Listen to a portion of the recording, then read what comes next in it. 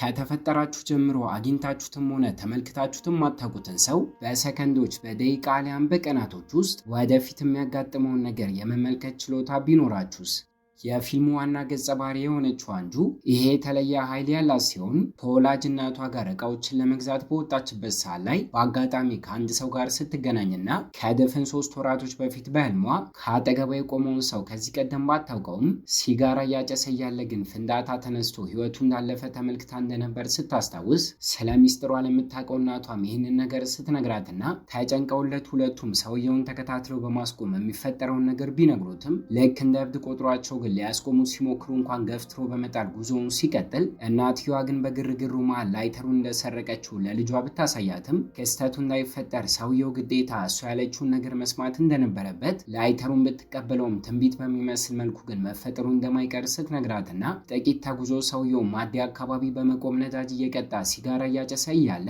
ህልሟ ላይ የተመለከተችው ነገር በሙሉ እውነት ሲሆን ልንመለከት ችለናል። ከብዙ ጊዜያቶች በፊት ይህንን ነገር መመልከት የጀመረች ሲሆን ስለ አባቷ አሟሟት ሳይቀር ህልም ተመልክታ በመናገር ልታስቆመው ብትሞክርም እሱም ቢሆን ስላላመናት ግን ከጥቂት ዓመታቶች በፊት በሞት ልታጣው እንደቻለች ስናይና ቤታቸው ከተመለሱ በኋላ ላይ ጭልጥ ያለ እንቅልፍ ወስዷት በህልሟ በቅጡ ምክንያቱም ባታውቀውም ሐኪም ቤት ውስጥ ራሷን ገብታ ልክ እንደሱ አደጋ አጋጥሟት እናቷን ብትሆን ስትሞት ስትመለከትና ቅዠት ነው ብላ ራሷን ለማሳመን ብትሞክርም በቲቪ ግን የትላንቱ አደጋ እየተዘገበ ስለነበር እያለቀሰችና ልክ እንደ እብድ እያደረጋት እናቴን አጣታለሁ በሚል ስጋት እርግማን ነኝ በማለት መቀስ ተጠቅማ ጸጉሯን ስቆርጠውና ልታረጋጋት እየሞከረች እናቷን ብትሆን ተቀምጠው ማውራት ጀምረው በህልሟ ያየችውንና እሷን ስለሚያጋጥማት አደጋ ብትነግራትም እንዲህ በቀላሉ አንቺን ትቼ አልሞትም በማለት እንድትረጋጋ ግን ስታደርጋት ጸጉሯን አሳጥራ በመቁረጥ በመቀሱ ብታበላሸውም ከዚህ ቀደም ከነበረው በላይ እንደሚያምርባት ስትነግራት ይታያል። ሁለት ወንድማማቾች ተከራይተው ጎረቤታቸው በመሆን ሲገቡ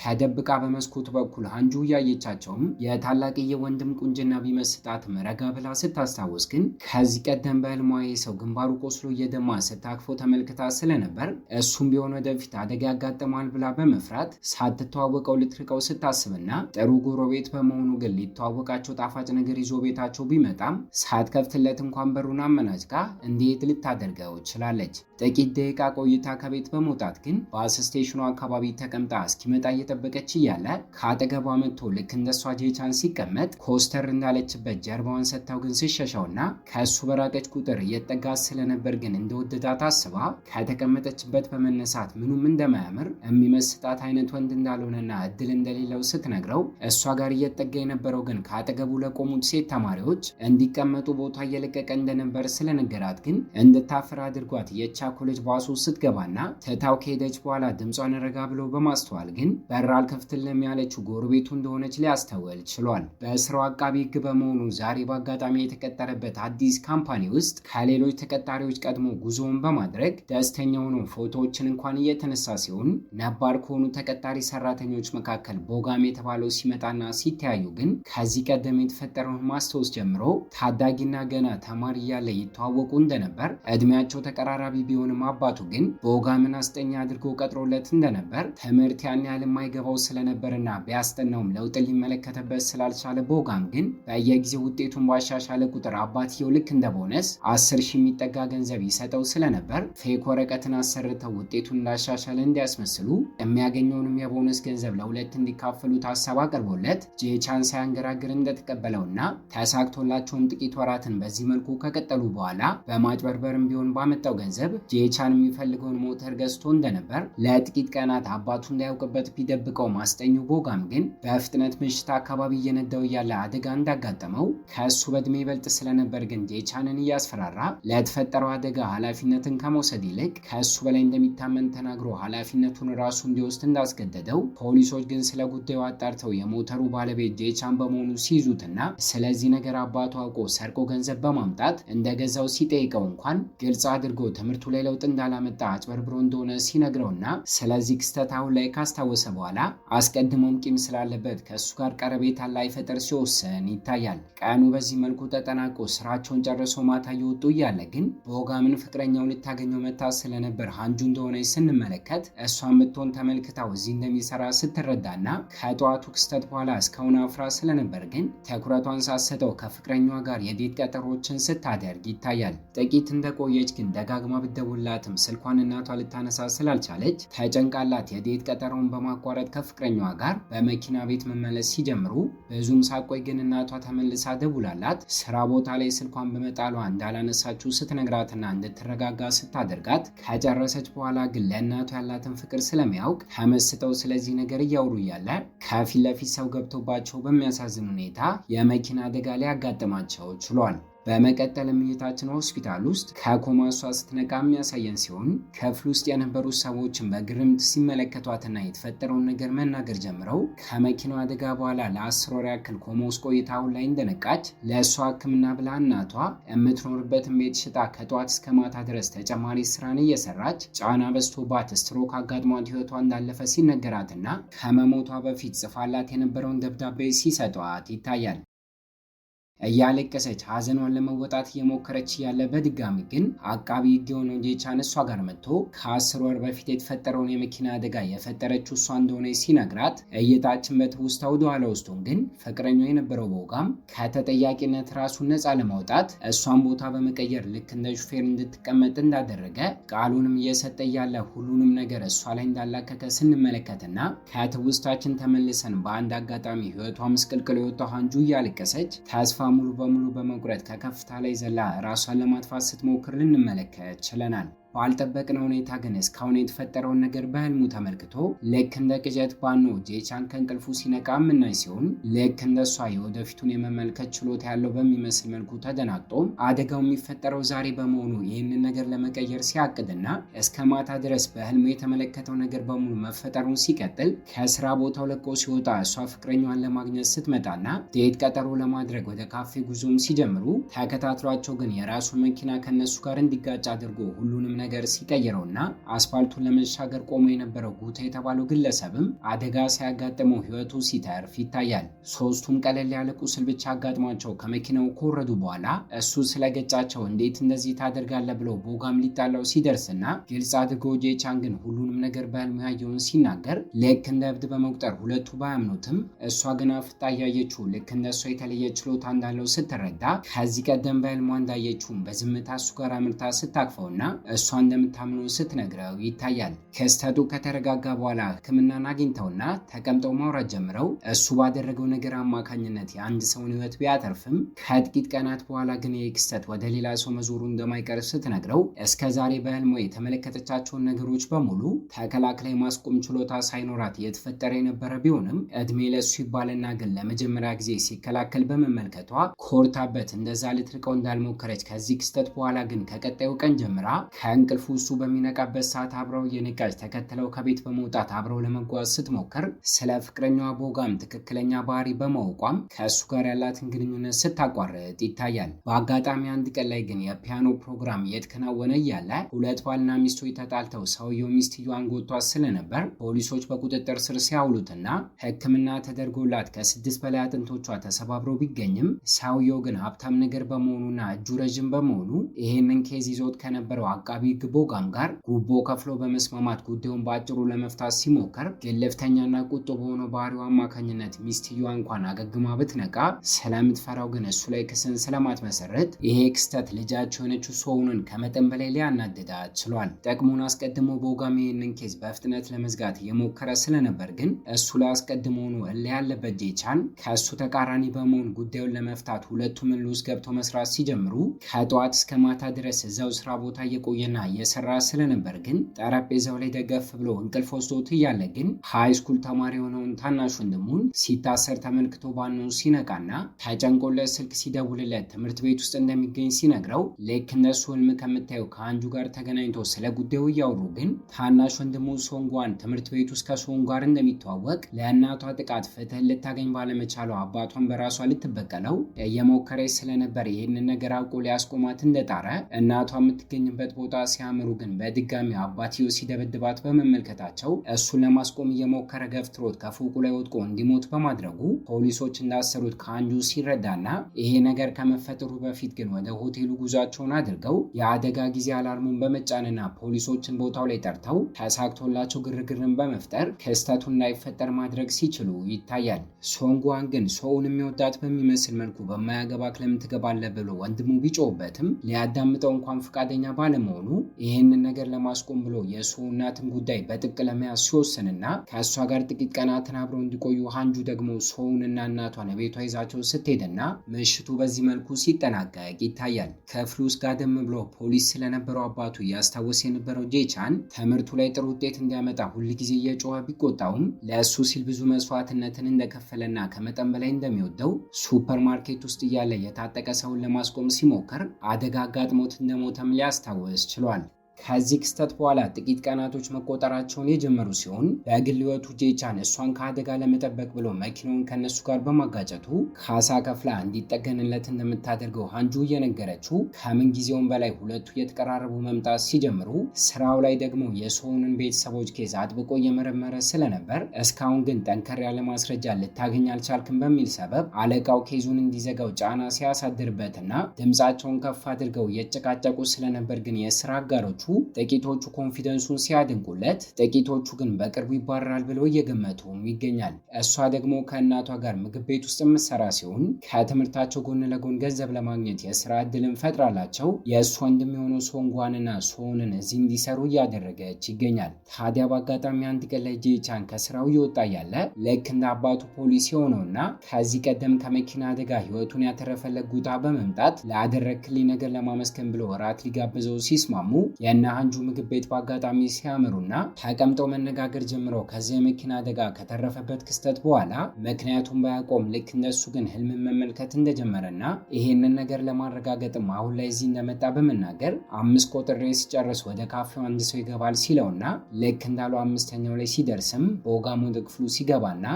ከእናቷ ጋር ሃንጁ ፍቃድ ሰጣቸው እዚህ እንደሚቆዩ በማወቁ ሊያናገራቸው እንደመጣ ሲናገር ተቀምጠው መነጋገር ጀምረው ባለቤቷን ለመፍታት ከሞከረች ከሱ ምንም አይነት የንብረት ክፍፍል እንደማታገኝ እሷ ብቻ ሳትሆን ልጃቸው ሶውን ብትሆን ውርስ የተባለ ነገርን እንደማታገኝ ሲነግራቸውና ልጇን ኮሌጅ የማስተማሪያ ገንዘብ እንኳን ስለሌላት እናቷ ማልቀስ ስትጀምር ግን ሶውን ስትናደድና ፖሊሱ ጉታ በልሞ ከዚህ ክስተት በኋላ ሶውን የገዛ እጇን ስጎታ ተመልክቶ ስለነበር ታደርገዋለች ብሎ መደንገጥ ሲጀምርና ጄቻን ግን ከመፈጠሩ በፊት እነሱ ጋር አምልቶ በማስቆም እሱ ከጎናቸው ሆኖ ላደረገው ነገር በሙሉ እንዲቀጣ ባሏን እንደሚያደርገው ቃል በመግባት እሷን ከንዴቷ ለማረጋጋት ሲሞከር ይታያል።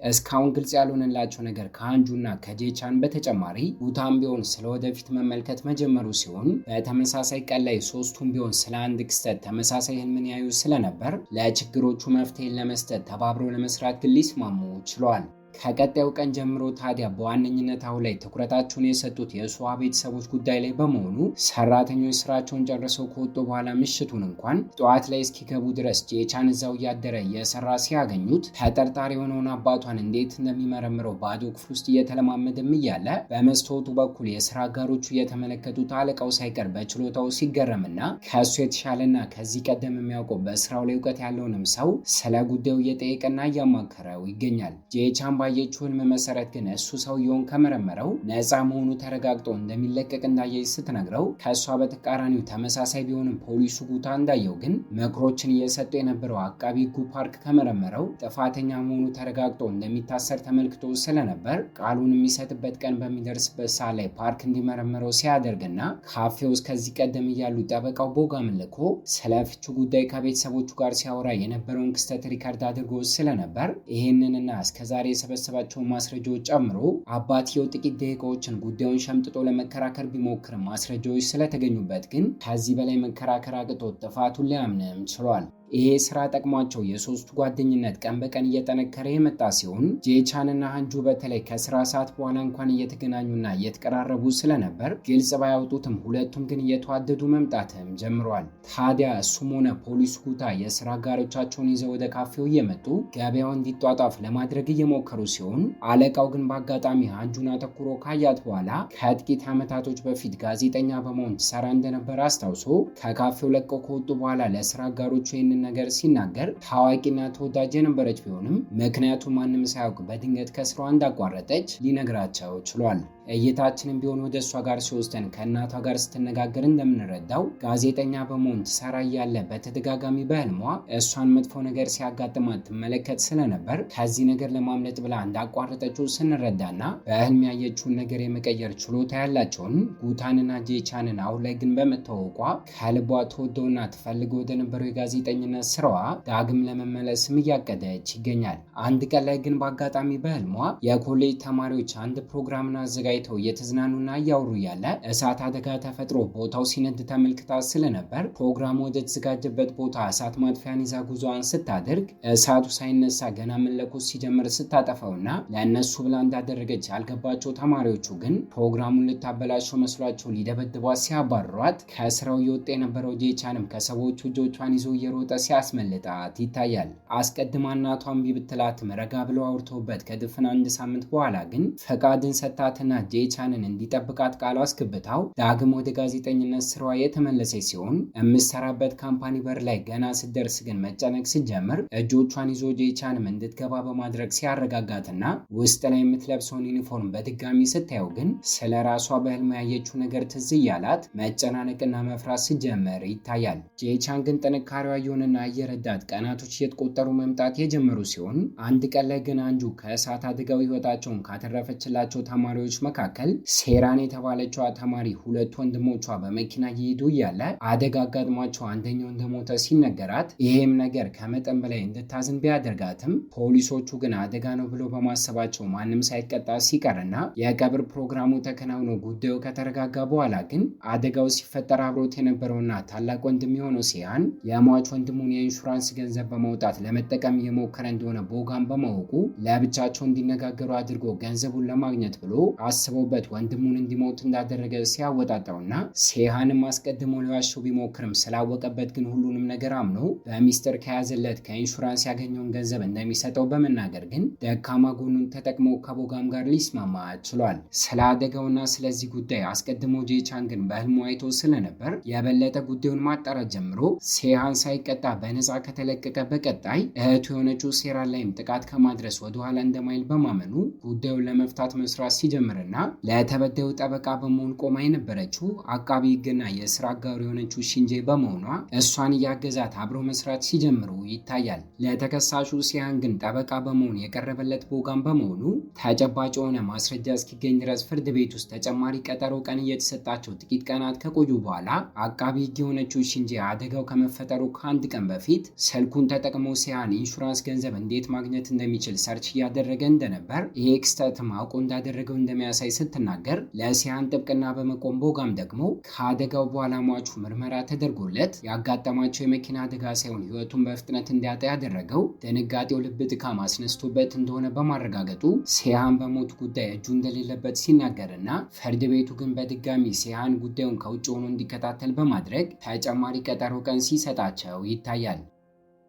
ጋዜጠኛ በመሆን እየሰራች ያለችው አንጁ ደግሞ ላለፉት ጥቂት ቀናት በሚያስገርም ሁኔታ ሀገራቸው ኮሪያ ውስጥ ከሰዎች በተጨማሪ ለእንስሳት እንኳን የኢንሹራንስ ገንዘብ ይቀመጥ ስለነበር ከተማ ውስጥ የሚገኙ ድመቶች በተደጋጋሚ ተገለው የተገኙ በመሆኑ ይሄንን ኬስ ፖሊስ ከሆነ ከጉታ ጋር እየመረመረች ስለነበር ግን እስካሁን ያገኘቻቸው ማስረጃዎች ጥፋተኛው ሲያን እንደሆነ እንድጠረጥር ሲያደርጋት የዛኑ ቀን ምሽት አካባቢ ታዲያ ከእህቱ ጋር እያወራ እያለ ከጉታ ጋር እሱ ጋር ስታመራ እንደታወቀበትና ሊይዙት እንደመጡ በመገመቱ ማስቀድሞ ጉታን በስለት ወቅቶና አጥቅቶ ሲጥለውና እሷንም ቢሆን ሊገላት ማባረር ሲጀምር ሳይሳካለት ቀርቶ በሰዓቱ ጄቻ መጥቶ ስለነበር ግን ለጥቂት ደቂቃዎች ያክል ሁለቱም እየጣሉ ሲቆዩና ፖሊሶች በመምጣት ግን በቁጥጥር ስር ሲያውሉት ይታያል። አምቡላንስ ተጠርቶ በሰዓቱ ጉታ ሐኪም ቤት በመወሰዱም ህይወቱ ሊተርፍ የቻለ ሲሆን የሲያን ታናሽ ወንድም አስክሬን ላይ ምርመራ ተደርጎ ካበቃ በኋላ ግን የልብ ድካሙን እንዲያጋጥም ያደረገው ድንጋጤው ሳይሆን ከአደጋው በፊት በፊት አስቀድሞ የተሰጠው መድኃኒት እንደሆነ በመረጋገጡ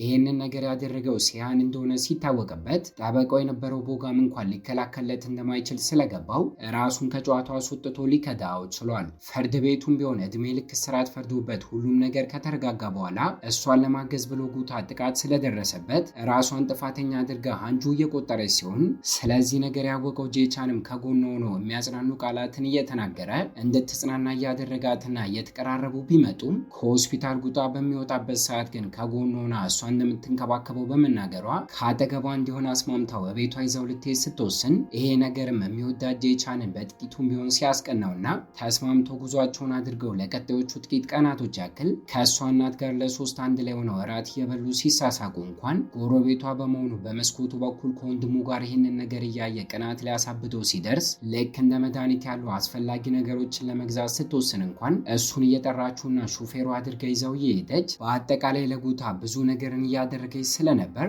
ጨርሰው ቤት ከተመለሱ በኋላ ቅናቱ መቆጣጠር ከብዶት በንግግሮቹ ከመሰጣት በኋላ ሊስማት ቢጠጋትም አድርጎት የነበረው የመኪናው ቀበቶ ይዞት ግን ሳይሳካለት ሲቀርና ይሄ ክስተትም እንዲያፍር ሲያደርገው ይታያል። ባልጠበቀ ሁኔታ ከመኪናው ከወረዱ በኋላ ግን መኪና ውስጥ የተፈጠረውን ነገር እንድትረሳው እየጠየቃት እያለ እሷ ራሱ ሳያስበው ስመውና እቃውን ተቀብላው ትታው ልትገባ ችላለች። ደስተኛው ነው። ቤቱ ሲገባ ግን በፖስታ የተጠቀለለ ገንዘብ ተቀምጦለት ያገኘ ሲሆን እይታችን በትውስታ ወደ ኋላ ውስጡን የአባቱ ጓደኛ እንደሆነ ለጊዜው ግልጽ ባይሆንም አባቱ እንዲሞት ያደረገው ግን የሰውየው ወንድም በመሆኑ ጥፋተኝነት ስሜት ተሰምቶት በየዓመቱ ለካሳነት እንደዚህ ገንዘብ እንደሚልክ ልንረዳ ችለናል። ከትላንቱ ክስተት በኋላ ከቀጣዩ ቀን ጀምሮ በአጁንና በጄቻን መካከል ግልጽ የሆነ የፍቅር ግንኙነት የተጀመረ ሲሆን አገግሞ ስለነበረ አሁን ላይ ከቤቷ ልቆ ሲወጣ ጉታ ጄቻንን ይህ ነገር ደስተኛ እንዲሆን ሲያደርገው ከእሷ ጋር ተቀራርቦ ባየው ቁጥር እያሳየ ባለው የባህሪ ለውጥ አማካኝነትም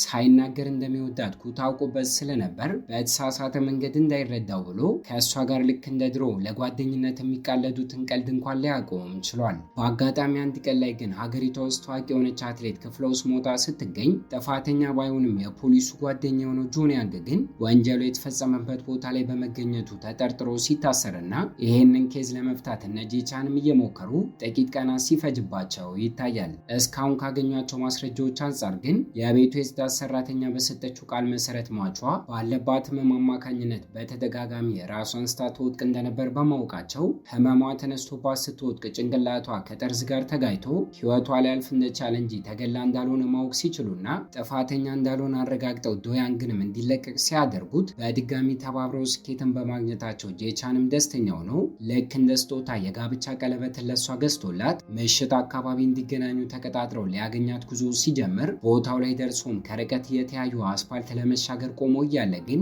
የሟቹ አትሌት አባት ተገላ ነው ብሎ በማሰቡ ነብሰ ገዳይ ተብሎ የተጠረጠረው ሰው ነፃ በመለቀቁ ተናዶ ይሄ ኬዝ ላይ የተሳተፉ ሰዎች ላይ ጥቃትን እያደረሰ ስለነበር ጄቻንን እዛው በቆመበት በሽጉጥ ሲያቆስለው ይታያል። በመቀጠል አባትየው ዶያንግንና ጉታን በመኪናው ሊገጭ ሞክሮ የነበረ ቢሆንም ሳይሳካለት ቀርቶ ግን በፖሊሶች ቁጥጥር ስር ሊውል ችሏል። ከመጠን በላይ ብዙ ደም የፈሰሰው የነበረው ጄቻንን ድንጋጤ ውስጥ ብትሆንም አጁን ግን አምቡላንስ ጠርታ ሕክምና ቦታ እንዲወሰድ ስታደርገው ተሳክቶላት ከሰዓታቶች የቀዶ ጥገና ሕክምና በኋላ ግን ዶክተሮቹ በሕይወት ሲያተርፉትና ሀሳቡ በሙሉ ግን የሚወዳት አጁን ላይ ስለነበር ከነቃ በኋላ እንኳን ተሰጥቶት የነበረው ማደንዘዣ እንዲዞርበት አድርጎት ከአጠገቡ የቆመውን አለቃውን ልክ እንደ ፍቅረኛው አጁን አድርጎ እየቆጠረም ይገኛል። እንደነቃ ባወቀችበት ሰዓት ላይ ሀጁንም ከመጠን በላይ ደስተኛ የሆነች ሲሆን ከዚህ ቀደም ለጉታ አድርጋለት እንደነበረው እስኪያገግም ድረስ ከእሷ ጋር እሷ ቤት ውስጥ እንዲቆይ ፍቃድን ስትሰጠው ከሆስፒታሉም ለቆ ከወጣ በኋላ እቃዎቹን ሰብስባ ቤቷ ስትወስደውና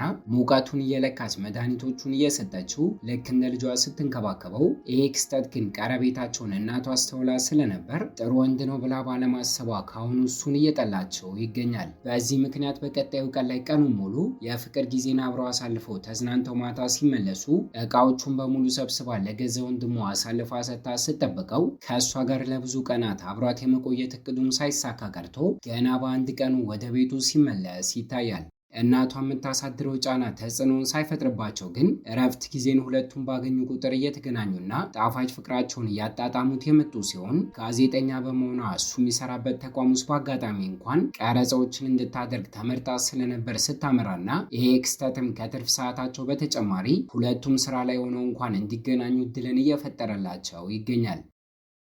በአጋጣሚ አንድ ቀን ላይ ግን እስከዛሬ ከ5 በላይ የሚበልጡ ሰዎች ጥቃት ደርሶባቸው ለዓመታት ያክል ቾይ ሳንግ ሳይቀር ይህንን ኬዝ ይዞት ለመፍታት ቢሞክርም ነብሰ ገዳዩ ግን ሳይታወቅ እስካሁን ጊዜ የፈጀባቸው ሲሆን ስለዚህ ኬስ ጄቻንም ካወቀ በኋላ እሱም ጉዳዩ ላይ ጠልቆ መግባት ሲጀምር ተመሳሳይ ጥቃት ይደርስባቸው ስለነበር አስቀድሞ እንደገመቱት ከ5 በላይ ብቻ ሳይሆን 19 የሚጠጋ ሰው ጥቃት እንደደረሰበት ሲረዱና ሳምንታቶች ቢፈጅባቸውም ተባብረው ግን ነብሰ ገዳይ ወንድ ሳይሆን ሴት እንደሆነች ሊረዱ ችለዋል። በሌላ በኩል ቦጋም ደግሞ በተደጋጋሚ የማስፈራሪያ መልእክት እየተላከለት ስለነበር ስልክ ቁጥሩን ተጠቅሞ የላኪውን ማንነት ለማጣራት እየሞከረ ሲሆን ምሽት አካባቢ እንዲገናኙ አድራሻና ሰዓት ሲላክለት ግን ሳይፈራ ቦታው ላይ ሲያምራም ሩና ከተባለ ሴት ጋር ሲገናኝና ግልጽ አድርጋም ፖሊሶች ስለሷ ማጣራት እንደጀመሩ እንዳትታሰር እንዲያደርግ ከታሰረች ግን እሱም ቢሆን አብሯት እንደሚታሰር ስትነግረውና ከንግግራቸው እኛም ብሎን ከጥቂት ዓመታት በፊት ይተዋወቁ እንደነበር በጥቅማ ጥቅም ተታሎ እሷ የሰራችውን ወንጀል በመሸፈን ምስኪን የሆነ አንድ ዶክተር እንዲታሰር አድርጎ እንደነበር ስንረዳ ተጨማሪ ማስረጃዎችን ፖሊሶቹ እንዳያገኙ ከጥቂት ዓመታቶች በፊት ወንጀሉን ስትፈጽመው ጉዳዩን እያጣራች የነበረችው ጋዜጠኛ ማንጁ በመሆኗ እሷ ላይ በፍጥነት እርምጃን እንዲወስድ ትዕዛዝን ልትሰጠው ችላለች። ልክ እንዳለችውም በቀጣዩ ቀን ላይ ደውሎ እንዲገናኙ አንጁን አድርጎ የምትጠጣውስ መድኃኒትን ከቶ ራሷን እንድትስት ሲያደርጋት ምሽት አካባቢም ይዟት በመሄድ አሳልፎ ለሪና ሲሰጣትና የልብ ምቷን የሚያስቆም መድኃኒትን እየወጋቻት እያለ ግን ይህንን ክስተት በህልሙ ተመልክቶ ፍቅረኛዋ ጄቻን ከፖሊሶች ጋር መጥቶ ስለነበር እሱም ቢሆን ጥቃት እንደደረሰበት ቦጋምም እያስመሰለ ይገኛል። ሆስፒታል ተወስዶ ከተረጋጋ በኋላ ቃሉን ሲሰጥም ሪና የተባለችዋ ሴት እሱንም ቢሆን አደንዝዛው እንደነበር ተጎድቶም ቢሆን ለአጁን ሊከላከል እየሞከረ እንደነበር ሊናገር ችሏል። ሐኪም ቤት ውስጥ የምትገኘው አጁን እስክትነቃ ድረስ ጠብቆ ጄቻን ግን ደህንነቷን ካረጋገጠ በኋላ እሷ ላይ ጥቃት ሊያደርሱባት ሲሞክሩ በህልሙ ሲመለከት ቦጋምንም ቢሆን ተመልክቶ ስለነበር ከሁሉም ነገር ጀርባ እጁ እንዳለበት ጠርጥሮ እሱ ላይ ኬዞችን ሲከፍትና ፖሊሱ ጉታን ተጠቅሞ የእሷን ደህንነት ለማረጋገጥ እየሞከረ ለቀጣዮቹ ጥቂት ቀናቶች ያክል ቦጋም ላይ ማስረጃዎችን ፈልጎ ክስን ሲመሰርት ይታያል። ከድፍን አንድ ሳምንት በኋላ የፍርድ ቤት ቀጠሮ ቀን ሲደርስም ልክ እንደ ምስክር ካቀረባቸው ሰዎች መካከል ጥቃት የደረሰባት አንጁ ራሷ አንዷ ስትሆን ደውሎላት በመጥራት ለሪና አሳልፎ እንደሰጣትም ስትናገር ማደንዘዣም ሰጥተዋት እያለ ልክ እንደሰመመን ፊቷን አስተውላ ባታዩም ከሴትዮዋ ጋር ግን ሲነጋገር ተመልክታው እንደነበር ቃሏን ስትሰጥና ለእሱ ጠበቃ በመሆን ቀርቦ የነበረው ፓርክ ግን ልክ እንደ ማደንዘዣ ያሉ መድኃኒቶች ያልተፈጠሩ ነገሮችን እንድንመለከት ያደርጋል በማለት የማስተባበያና የመከላከያ ቃላቶችን ቢያመጣም ተጨማሪ የራሱ ጉታና ቾይ ሳንግም ቢሆን ቃላቸውን በመስጠት ግን ገንዘብ ተቀብሎ ኬዞችን ለማጭበርበር ሲሞክር እንደነበር ሊረጋገጥ በመቻሉ ተሳክቶላቸው የዕድሜ ልክ እስራት ሲፈረድበት በፊልሙም የመጨረሻ ትዕይንት ላይ ፖሊሱ ጉታ ስራውን ሙሉ በሙሉ በመተው ጠበቃ ለመሆን ከአዲስ ትምህርቶችን ሲቀጥል የስራ አጋሮቻቸው የሆኑት ሰኒያንግና ሊ በትዳር ሲጣመሩ ከእናቷ ፍቃድን አግኝተው አንጁና ጄቻንም ግልጽ የሆነ የፍቅር ግንኙነትን ሲቀጥሉ እያየን እይታችንን እዚህ ላይ እናበቃለን። ከተመቻችሁ ቪዲዮ ላይክ፣ ለቻናሉ አዲስ ከሆናችሁ ሰብስክራይብ እና ሀሳብ አስተያየታችሁን ኮመንት ላይ ያስቀምጣችሁልን። በቀጣይ በሌላ ቪዲዮ እስኪያገናኘን ቸር ያቆየን።